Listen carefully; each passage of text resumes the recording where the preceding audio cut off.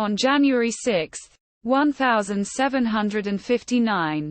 Washington, at age 26, married Martha Dandridge Custis, the 27-year-old widow of wealthy plantation owner Daniel Parke Custis. The marriage took place at Martha's estate. She was intelligent, gracious, and experienced in managing a planter's estate, and the couple created a happy marriage. They raised John Parke Custis, Jackie, and Martha Parke Custis, Patsy, children from her previous marriage, and later Jackie's children Eleanor Parke Custis, Nellie, and George Washington Parke Custis. Washington's 1751 bout with smallpox is thought to have rendered him sterile, though it is equally likely that Martha may have sustained injury during the birth of Patsy, her final child, making additional births impossible. The couple lamented not having any children together. They moved to Mount Vernon, near Alexandria, where he took up life as a planter of tobacco and wheat and emerged as a political figure. The marriage gave Washington control over Martha's one-third dower interest in the 18,000-acre, 7,300 hectares Custis estate, and he managed the remaining two-thirds for Martha's children. The estate also included 84 slaves. He became one of Virginia's wealthiest men, which increased his social standing. At Washington's urging, Governor Lord Botetourt fulfilled Dinwiddie's 1754 promise of land bounties to all volunteer militia during the French and Indian War. In late 1770, Washington inspected the lands in the Ohio and Great Kanawha regions, and he engaged surveyor William Crawford to subdivide it. Crawford allotted 23,200 acres, 9,400 hectares, to Washington. Washington told the veterans that their land was hilly and unsuitable for farming, and he agreed to purchase 20,147 acres, 8,153 hectares, leaving some feeling they had been duped. He also doubled the size of Mount Vernon to 6,500 acres, 2,600 hectares, and increased its slave population to more than 100 by 1775.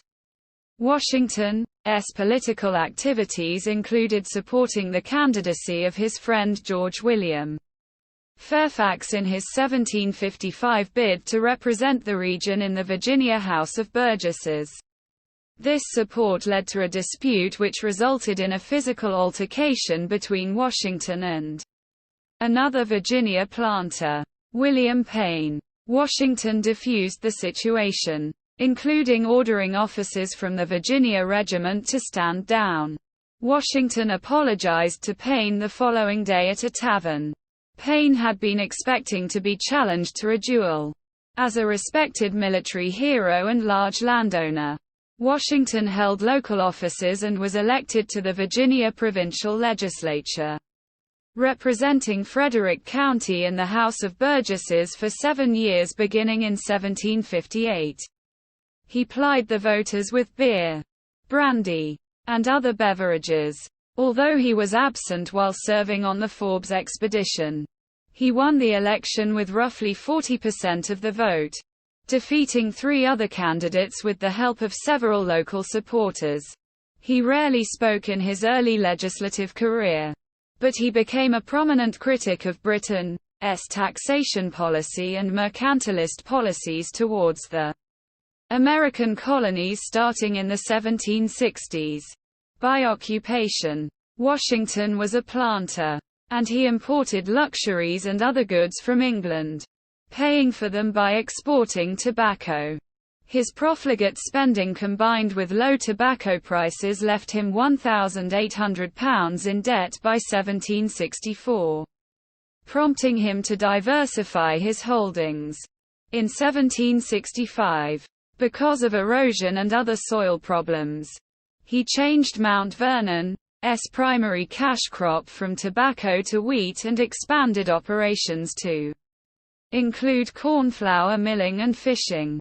Washington also took time for leisure with fox hunting, fishing, dances, theater, cards, backgammon, and billiards.